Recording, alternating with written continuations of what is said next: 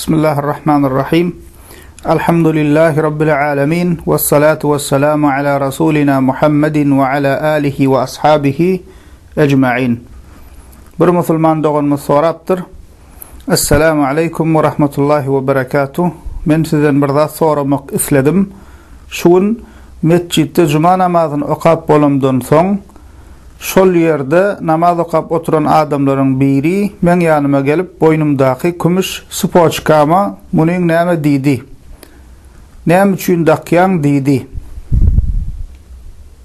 Menem owadanlyk üçin dakyan diýdim. Ol kişi doğan şeýle zat takmak hadiste ba Allah şirk getirmek bolýar diýdi. Şul barada aýdaýsaňyz diýip sorapdyr. Wa aleykum assalam wa rahmetullahi wa berekatuh. Owadanlyk üçin boynuňa zynjyr takmak şirke girmeýär. Näme niyet bilen näme dakynsaň şirke girýänligi barada gözlegmek hakmy, ondan nädip gorunmaly diýen dersimizde aýdyp geçdik.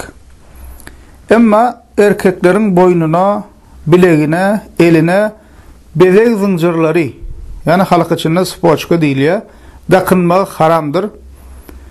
Tapawdy ýok, altyndan bolsun, kumuşdan bolsun, haýsy zatdan bolanda da şu zatlar erkeklere dakynmak haramdyr. Sebebi boyuna, ele, bilege, ayağa bezek zynjyrlary dakynmak ýa-da gulak halka, burun halka, başga da şoňa meňze şaýsepler dakynmak zenanlara mahsus, ýagny zenanlara degişli bezeklerdir. İslama göre erkekleriň zenanlara degişli geyimler giymegi, zenanlara degişli bezekler dakynmagy, özlerini gurulýyşyna, hereketine zenanlara meňzetmekligi haramdyr. Edil şonuň ýaly zenanlary hem özlerini erkeklere meňzetmekligi haramdyr. Delili Sahih Buhari'da İbn Abbas radıyallahu anh tarafından rivayet edilýär. Diýär: "La'ana Rasulullah sallallahu aleyhi ve sellem muteşebbihine minel ricali bin nisa vel muteşebbihat minel nisa'i bir rical." Peygamberimiz Muhammed sallallahu aleyhi ve sellem özlerini zinanlara meňzeden erkeklere ve özlerini erkeklere meňzeden zinanlara lagnet etdi diýär. O bu barada başga da bir näçe hadis gelýär. Erkeklere musulman doğanlar diňe ýüzük takynmaga we sagat takynmaga ruhsat berilýär. Olar hem altyndan başga zatlardan bolmaly. Kumuş, demir we şoňa meňzeş zatlardan, emma altyn bolmaly däldir. Altyn ullanmak musulman doğanlar zinanlara halaldyr, erkeklere haramdır. Delili Ebu Davud'da, Nesai'de, İbn Mace'de, Hazreti Ali radıyallahu anh tarafından rivayet edilen hadiste aydılıyor. Peygamberimiz Muhammed sallallahu aleyhi ve sellem sağ eline yüpek ve çöp eline de altın alıp şeyle diye: "İnne hâzeyn haramun ala zukûru ümmeti."